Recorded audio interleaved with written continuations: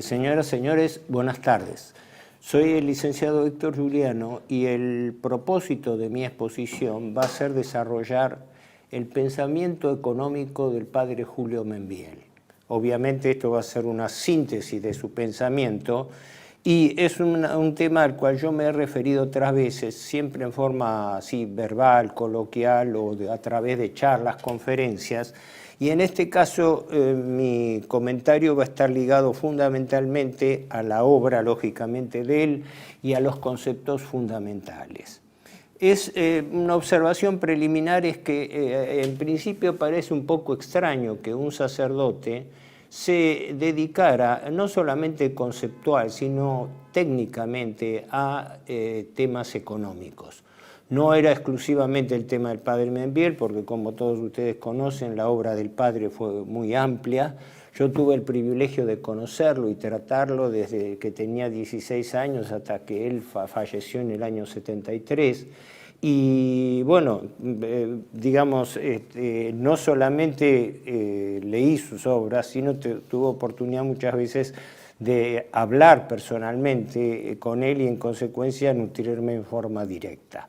Hay una observación fundamental de partida que es muy importante. Yo era muy amigo del doctor Héctor Hernández de San Nicolás, con quien hablábamos, discutíamos estos temas, y él fue el primero, hay que cabe reconocerlo, que me advirtió lo siguiente. El padre Membiel escribió 2 libros sobre economía. El primero, Concepción Católica de la Economía, en el año 1936. Y el segundo, más conocido y prácticamente el único difundido, porque el primero prácticamente no fue reeditado, que yo sepa, salvo los primeros años. Hubo una edición en el 41, pero después creo que no se volvió a reeditar. Y el segundo libro de él es Conceptos Fundamentales de Economía.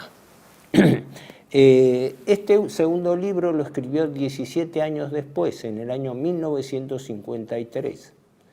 Y tiene variaciones con respecto al primero, no solamente por su extensión, sino también por el eje de sus consideraciones.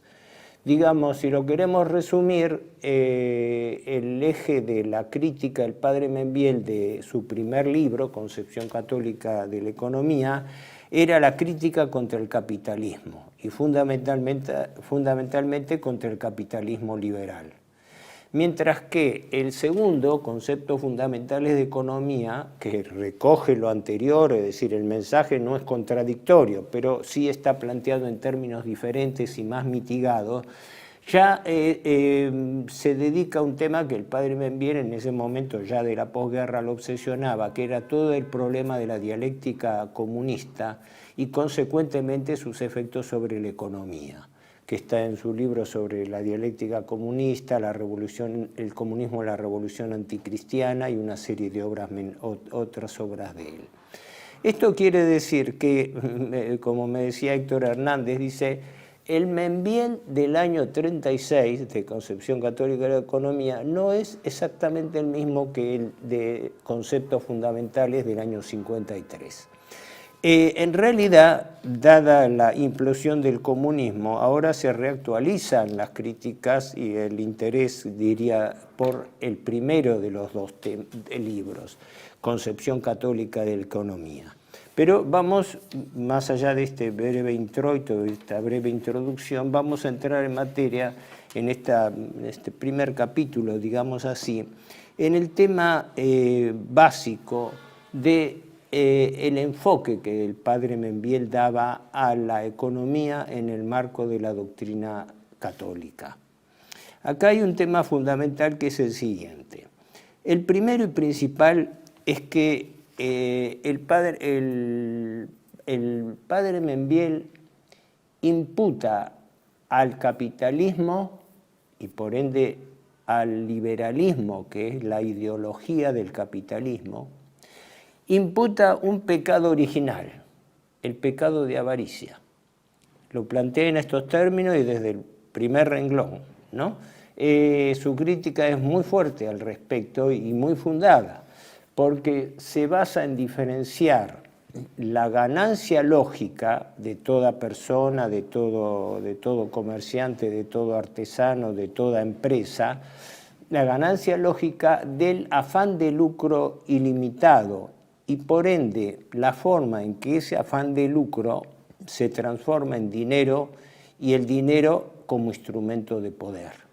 Así que el tema no es tan neutro como pareciera. Este tema es importante porque los tres conceptos fundamentales que se manejan en la parte introductoria es, primero, la crítica con respecto al enfoque de la economía independiente de la moral.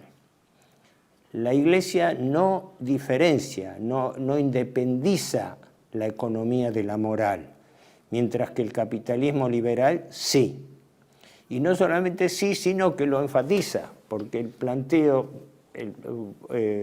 teórico desde el libro de Adam Smith sobre la riqueza de las naciones, parte de un supuesto llamémosle a priorístico, de que el individuo, al buscar su beneficio individual, en conjunto, el grupo de individuos transforma ese interés individual funcionalmente en un interés colectivo. De allí la famosa teoría de la mano invisible, que cita a Adam Smith diciendo que aunque los individuos siguen su inquietud y su espíritu de lucro personal, en el conjunto estas actividades son reguladas por una suerte, dice él, de mano invisible que regula las relaciones de mercado. Como diciendo que independientemente de que cada uno busque su provecho individual, el mercado, como una entidad abstracta en principio, regula espontáneamente las relaciones entre los hombres y entre las transacciones económicas. Un tema que a priori es cuestionable desde el punto de vista de que es una posición a priorística, ¿no? Tenemos que diferenciar que determinadas ideologías, en cierto sentido, pueden transformarse también en planteos semi-religiosos, ¿no? Es decir, a priorísticos. Esta primera observación que hace el padre Membiel es importante porque el sentido de la economía católica es la búsqueda de un objetivo central, que es el bien común. El bien común implica que el individuo, cuando realiza su actividad, la hace a priori en función de la coordinación y del amor al prójimo. Pero el amor al prójimo entendido no solamente como algo lírico, como algo afectivo. El amor al prójimo o la expresión de la caridad es la ayuda recíproca, el hecho, la enseñanza evangélica de que el interés de los individuos tiene que ser convergente desde un principio. No es una consecuencia, es una causa buscada. El profesor de Mayet tenía una expresión muy clara, dice, el gran problema del liberalismo y de las corrientes individualistas modernas es que quieren explicar la sociedad a través del hombre, en el sentido de decir que el individuo explica la sociedad. Y él dice, cuando la realidad es inversa, la sociedad explica al hombre. Es la organización social en su conjunto la que determina el comportamiento humano. Este tema es muy importante porque, fíjense que, primero, la diferenciación de concepto con respecto a la naturaleza del mercado. La diferenciación de objetivo con respecto a la diferencia entre bien común como objetivo y la economía al servicio del hombre, la famosa expresión que bueno, venía de la encíclica Rerum Novarum de 1891, pero quien más lo desarrolló fue el profesor italiano Francesco Vito, que tiene un famoso clásico manual de economía política que en nuestra época era uno de los manuales básicos de estudio, ¿no? Y el tercer aspecto importante derivado de eso es que a través del bien común se cuestiona el planteo de las leyes en materia económica. ¿Por qué? Porque el capitalismo, en sus formulaciones teóricas, plantea algo así como un mecanicismo del mercado. Como que el mercado actúa, yo digo, como una deidad, como una entidad que opera por sí sola, en forma transpersonal, por encima de los hombres y por encima de sus objetivos individuales. Hay una especie de determinismo de mercado. Y ese tema es importante porque fíjense ustedes que trayéndolo esto a la época en que nosotros vivimos, nos encontramos con que todos los días oímos hablar de entidades abstractas. El mercado. ¿Qué es el mercado? El mercado, que es una entidad impersonal.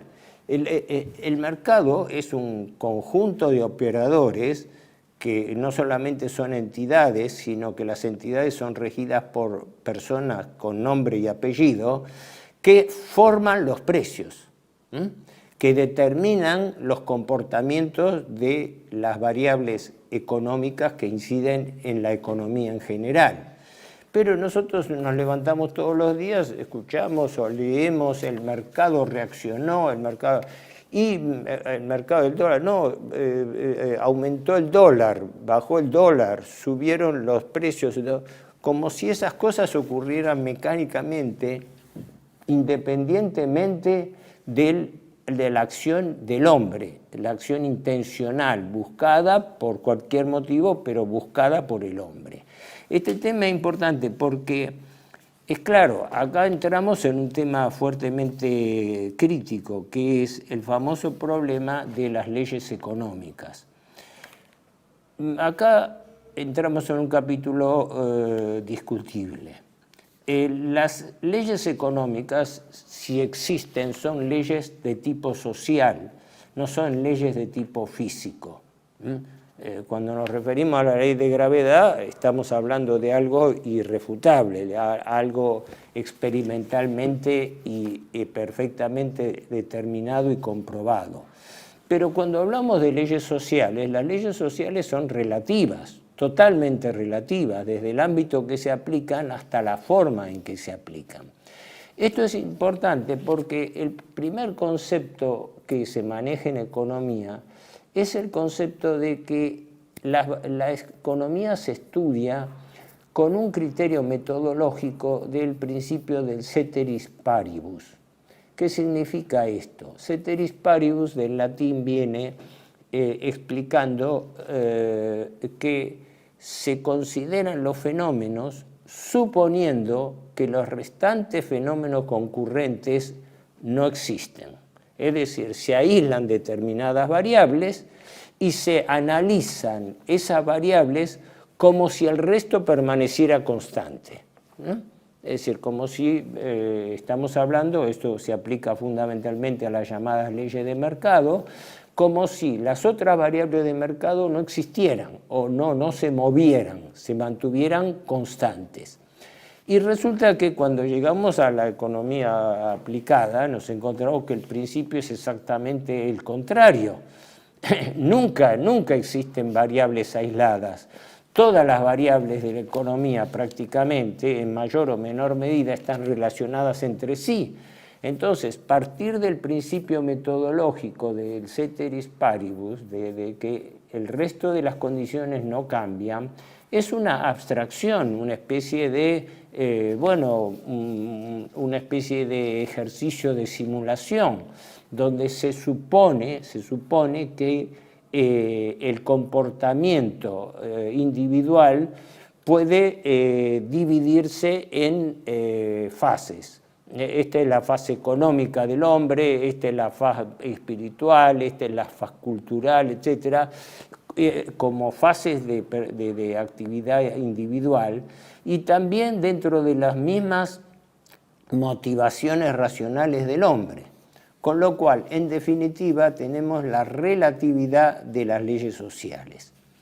El padre Membiel estudió especialmente las dos leyes fundamentales de la economía, de las cuales en realidad solamente se cita una y la otra se omite porque no existe en los libros de texto. Me refiero a lo siguiente.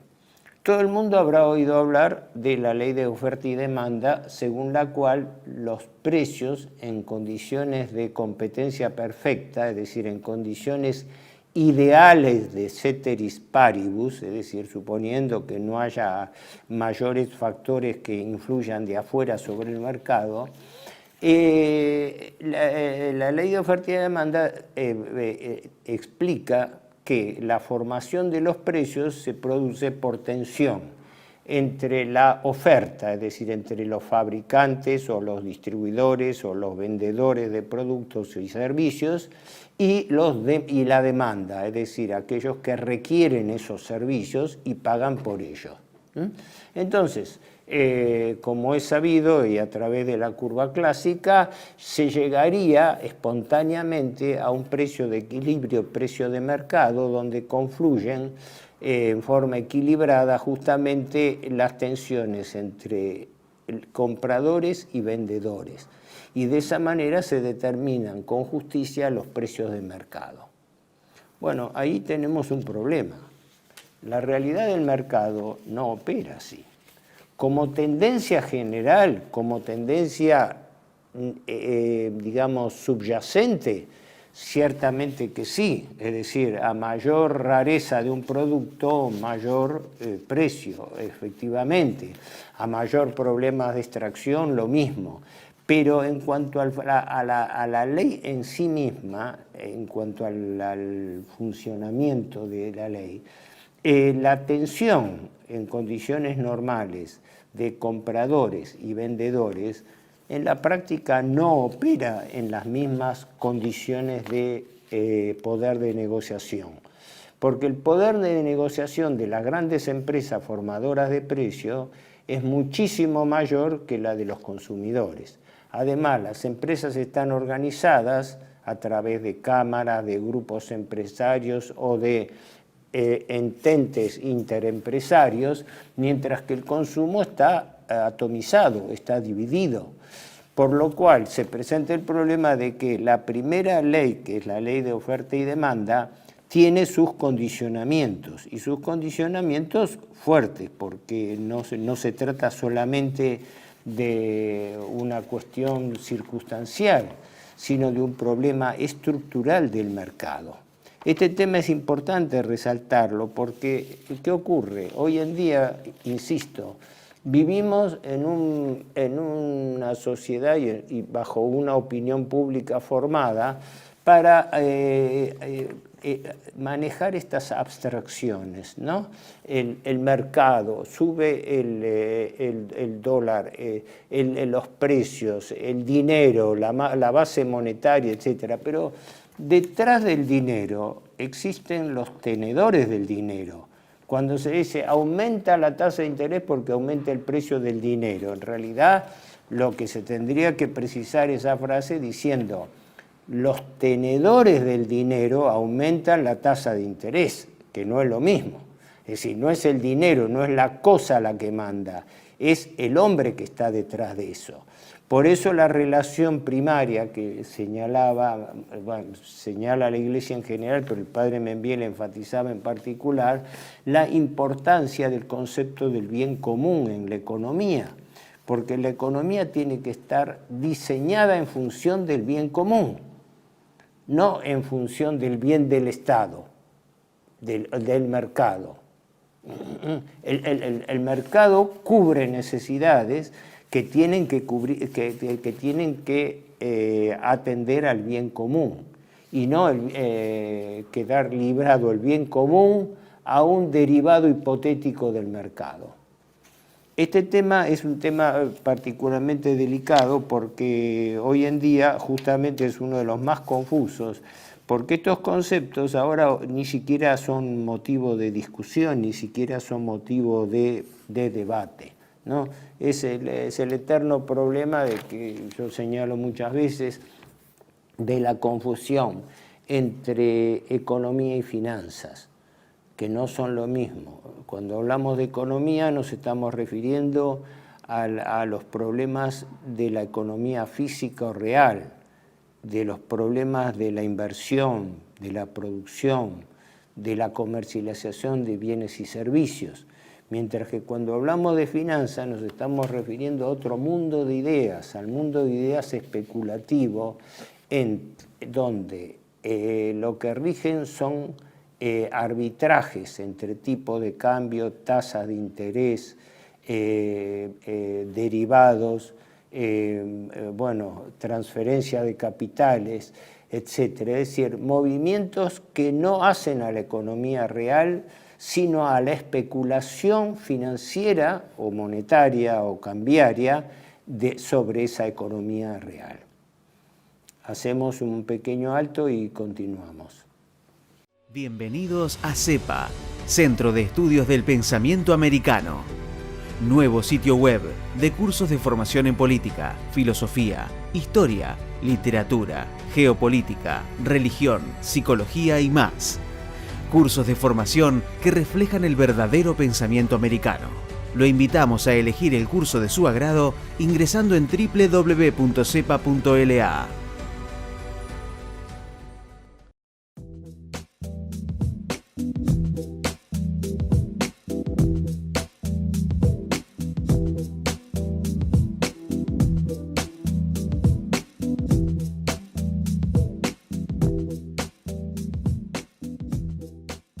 Decir siempre la verdad primero tiene un precio.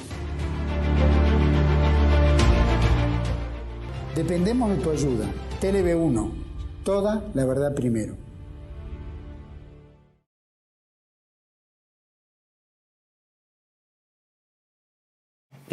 Continuamos y habíamos quedado en que el comportamiento de las ciencias sociales difiere obviamente de las ciencias físicas y que en particular la ley, la llamada ley fundamental de la economía, que es la ley de la oferta y la demanda, también está sujeta a una relatividad muy fuerte, muy grande, en relación al mundo en que vivimos. Un premio Nobel, un profesor clásico que desde que nosotros estamos en la facultad era el manual básico de economía y en parte sigue siéndolo, el profesor Paul Samuelson, creo que en su libro en un momento dice, para entender la economía, basta que a la persona, al estudiante, se le enseñen dos palabras, oferta y demanda, y el resto, como quien dice, vendrá por añadidura. Cuando la gente entiende que el mercado es oferta y demanda, eso es una característica de la comprensión de la funcionalidad de la economía. Este tema, no lo puedo atribuir a Samuelson en particular, ¿verdad? Pero el predominio de esta idea es algo que deviene cada vez más confuso. La idea de que hablábamos, la Iglesia no divorcia la economía de la moral. El capitalismo sí, y el liberalismo es la ideología del capitalismo. ¿Por qué pongo esto? Doy un ejemplo práctico. Una vez se le preguntó al fundador de la Escuela de Chicago monetarista, Milton Friedman, sobre la legalización del narcotráfico, ¿no? Y entiendo, si no equivoco mal las palabras exactas, no las recuerdo, pero que él reflexionó y dijo, Bueno, dice, mientras haya alguien que quiera comprar droga y alguien que quiera venderlo, bueno, hay un mercado, listo. Ahí no juega la moral, la licitud, la licitud no, pero sí no juega la moral, no juegan las restricciones, ¿no?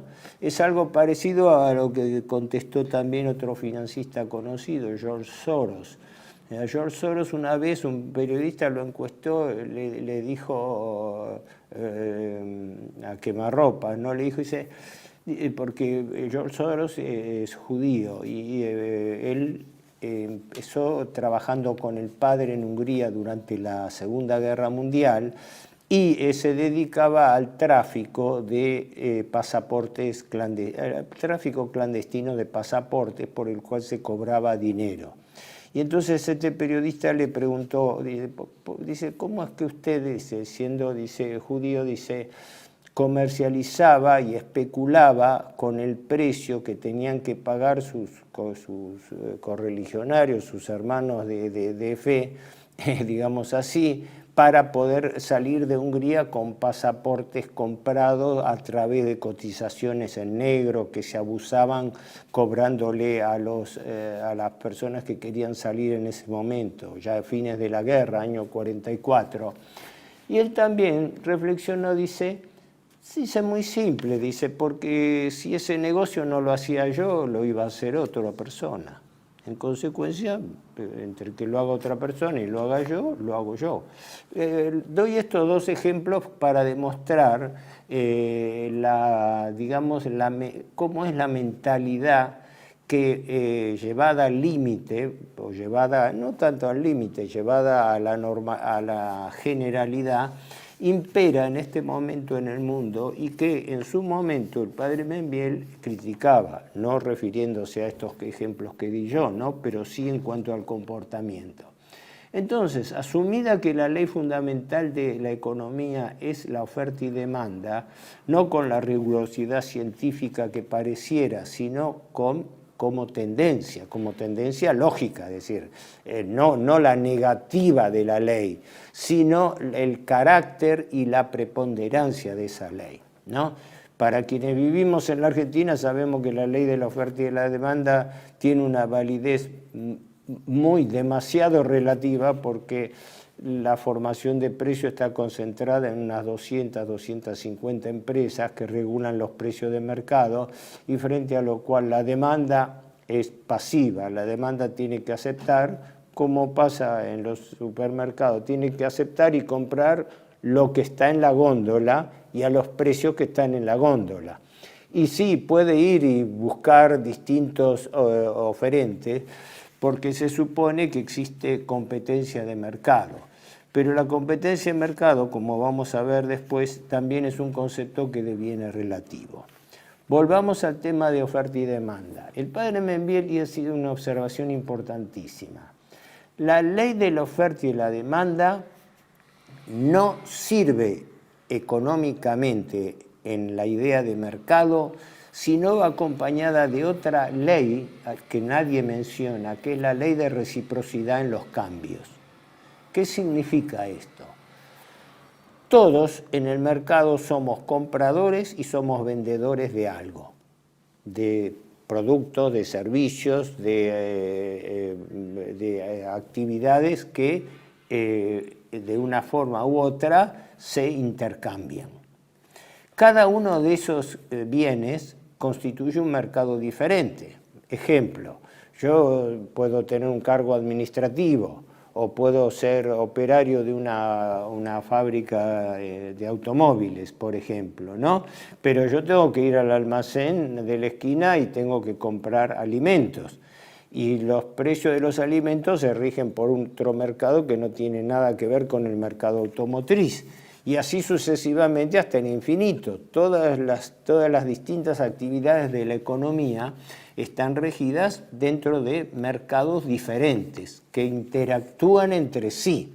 Es decir, yo voy a comprar una indumentaria, voy a comprar un saco, voy a comprar una camisa, voy a comprar alimentos, etc. Y todo eso tiene que tener una relación de proporcionalidad.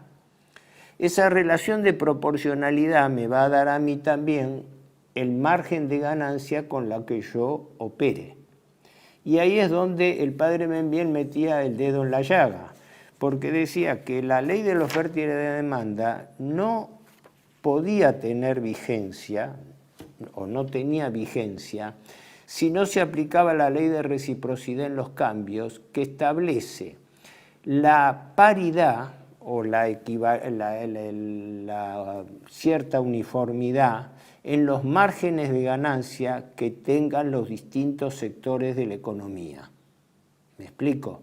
Es decir, estamos hablando de si un determinado mercado indumentaria se maneja con una estructura de costos más una margen de ganancia del 10%, es una cosa, es un mercado.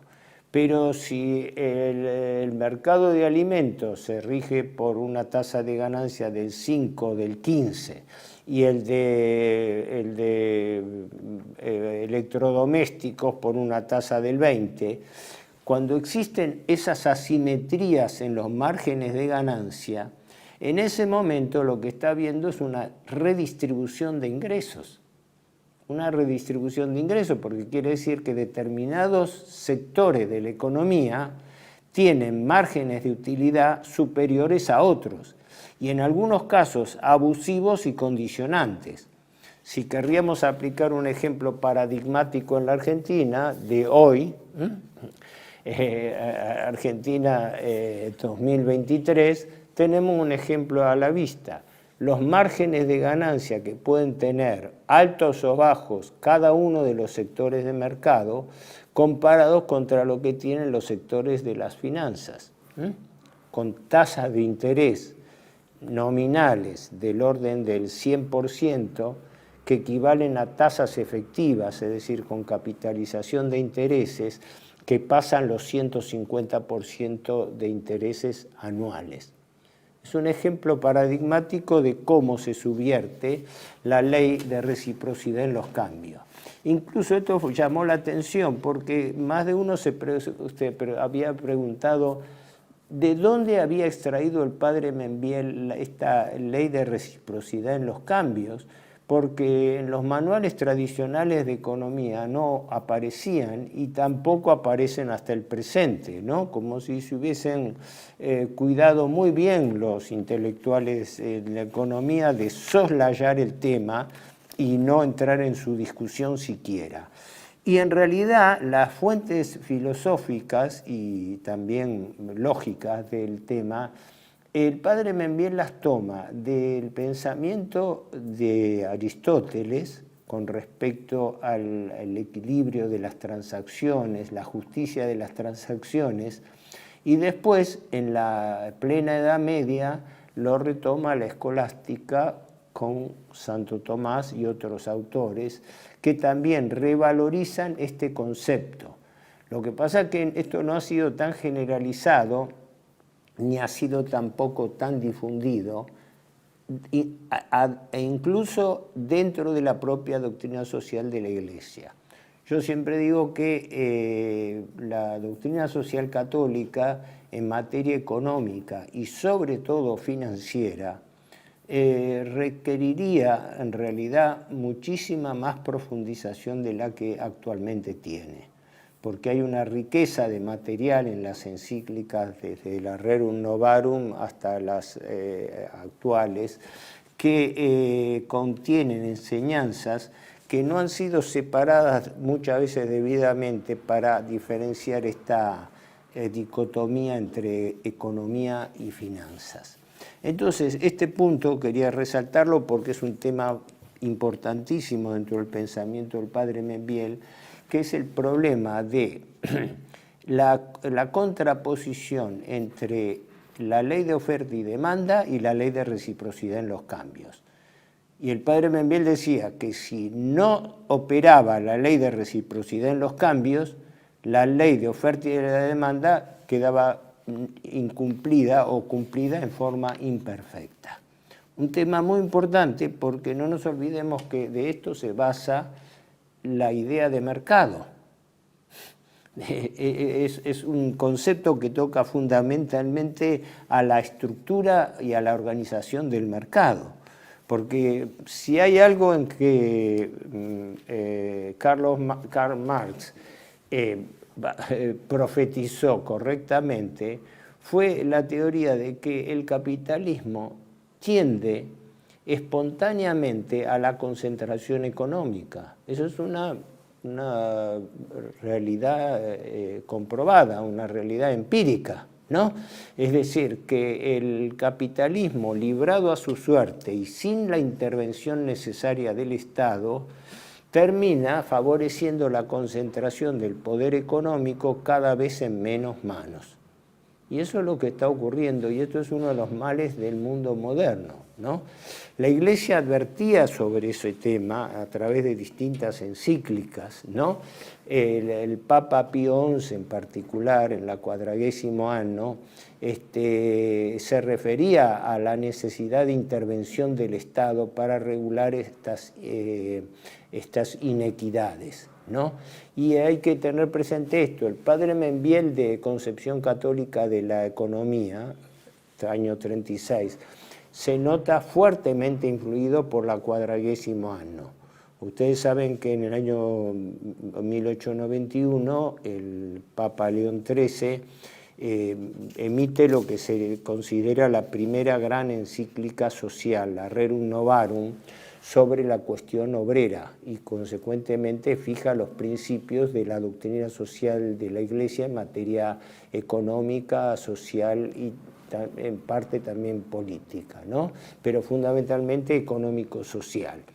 40 años más tarde, el Papa Pío XI, por eso 40º año, 40 años después, elabora y emite esta encíclica donde se avanza no solamente sobre estas inequidades, sino también se avanza sobre el rol del capital financiero en la economía. De allí la famosa condena que hace el Papa Pío XI de lo que llama el imperialismo internacional del dinero, año 1931. Por eso son conceptos muy fuertes con respecto al manejo de la economía financiera, y notablemente son conceptos que hoy en día están más bien soslayados y no son motivo de discusión o de controversia. Ni siquiera, es decir, hoy en día cuando se habla de la doctrina, de la teoría de la cancelación, ¿no? Las cosas que no se hablan, las cosas que quedan excluidas de la discusión, ¿no? Desde que los comienzos del capitalismo ha habido una tendencia importante y normal entre religión y economía. El primero que señaló eso fue un historiador económico alemán, Werner Sombart, que escribió una obra monumental que se llamó El apogeo del capitalismo, hacia 1890, donde señala toda esta evolución que se produce de concentración de la riqueza en pocas manos. ¿Por qué? Porque el capitalismo, la revolución industrial tuvo dos grandes periodos. La primera revolución industrial de fines del siglo XVIII, donde se dio con los nuevos inventos, típicamente el invento de la máquina a vapor, progresos en los transportes, en la tecnología, en los telares, mecánicos. Pero un siglo después, para poner fechas aproximadas, en la segunda mitad del siglo XIX, y en particular en el último tercio, 1870-1880, ese capitalismo salvaje, amorfo, tiende a la concentración. Y ahí es donde se forman los primeros conglomerados, las grandes empresas, que son también las grandes empresas modernas, y que son las que empiezan a concentrar la actividad de mercado, a desarrollar cárteles y trusts, donde a su vez esas empresas no solamente monopolizan, sino que se coaligan entre sí para formar los precios de mercado, ¿no? El padre Membiel recogía estas advertencias de la Iglesia con respecto a la necesidad de compensar esos movimientos de mercado que el capitalismo no eludía por sí mismo, es decir, no soluciona en sí mismo. De allí que, fíjense que toda la crítica moderna contra el Estado es justamente la crítica contra la intervención del Estado. Y el Estado existe precisamente para intervenir. Y cuando se sostiene que el Estado no tiene que intervenir en la economía, se acentúa todavía más esta inequidad, porque si no interviene el Estado, no interviene el poder compensador, el poder de defensa del consumidor, el poder de defensa del ciudadano. Sombart tiene un libro muy importante que creo que escribió en 1910-1911, Los judíos y la vida económica, que el padre Membiel también, entre las obras de Sombart y otros autores desde ya, él cita. Pero Sombart, en Los judíos y la vida económica, tiene un capítulo introductorio que es importantísimo, el que relaciona la religión y la economía. Es un tema muy importante porque la controversia surgió por lo siguiente. En el siglo XIX, Max Weber, un sociólogo alemán, elaboró su teoría, su hipótesis predominante de que el capitalismo moderno es producto del espíritu protestante. Escribió un librito al respecto, La ética protestante y el espíritu del capitalismo, por la cual se supone que los países protestantes tomaron la delantera en el avance, en el progreso del capitalismo, gracias a esta concepción, esta independencia. No vamos a discutir acá, porque no es el tema en este caso del padre Membiel, no vamos a discutir la realidad histórica o no de esto, porque si rastreamos, fueron banqueros venecianos cristianos en principio, quienes se trasladaron al comercio en Londres y desde allí operaron, etcétera, etcétera, porque sería, bueno, entrar en una especie de historia abreviada del capitalismo. Pero sí, esta observación importante que hacía Sombart contra Max Weber. Básicamente, la observación que Sombart le hacía a Weber era que en realidad lo que había tomado el protestantismo eran dos ideas básicas que provenían de la Biblia hebrea y de la elaboración que sobre eso hizo el calvinismo fundamentalmente, y que se sintetiza en una idea central, una idea eje. La idea de que la riqueza es un don de Dios. Esto es importante, porque esta idea es diametralmente contraria a la idea cristiano-católica, ¿no? Donde la pobreza es una virtud, no la pobreza, la miseria, sino la pobreza, la austeridad de vida, el hecho de que el afán de lucro no obnubile las relaciones entre los hombres.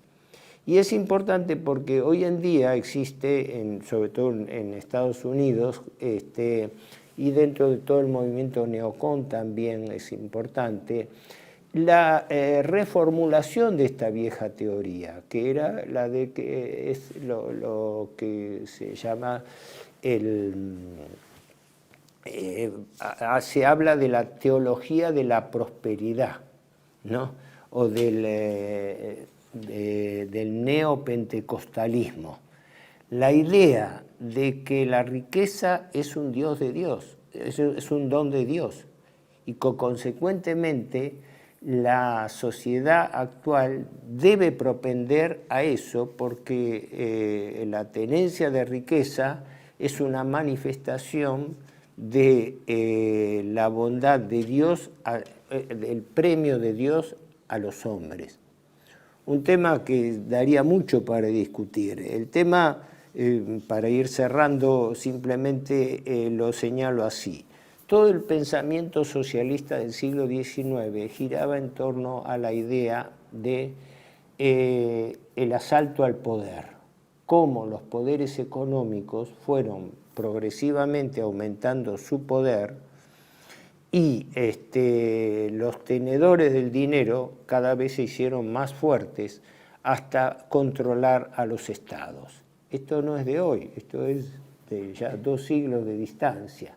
Fue sostenido por autores tan dispares, por así decirlo, dentro de la corriente socialista como Werner Sombart, también un socialdemócrata, Rudolf Hilferding, en Austria, el propio Lenin, que tuvo un libro de él muy importante, El imperialismo, fase final del capitalismo, y también Benito Mussolini, en su definición de fascismo, donde Mussolini hablaba de los 3 etapas, de los 3 estadios o etapas del capitalismo.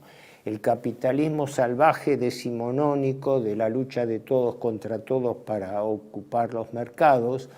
El segundo capitalismo, el de la concentración industrial que señalaba Sombart y otros, donde las grandes empresas realmente se coaligan y controlan los mercados.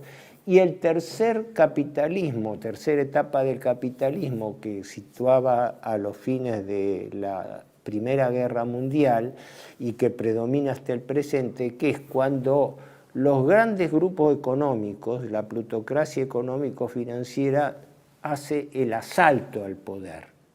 Es decir, asalta el poder y lo toma como una oligarquía en función de sus propios intereses. Para concluir esto, porque algunas cosas son parte de la interpretación de la obra del padre Membiel, hay que mencionar, al menos brevemente, que el padre Membiel propone no digo una receta, pero propone una alternativa a esto. Y la alternativa es el replanteo o el planteo de la doctrina social católica sobre la base de la idea ya citada del bien común, de los principios de la Iglesia con respecto a la formación del justo precio, del salario digno de los trabajadores y de la lucha contra la usura, que está presente en el mundo moderno, pero está obnubilada. Es decir, como si la usura no existiese en el mundo moderno, cuando justamente la usura, es decir, el interés, es el que manda sobre la economía. Y eso es lo que determina la preocupación del padre Membiel en sus obras relacionada con la economía al servicio del hombre. Yo acá lamento que no he podido quizás ser tan ordenado y tan amplio por el tiempo, pero esta es básicamente la transmisión que quería hacerle a raíz de una invitación que fue hecha de que sistematice una charla al respecto. Espero haber sido lo más claro posible y haberme no repetido ni reiterado conceptos más de lo necesario. Les agradezco la atención, muchas gracias a todos.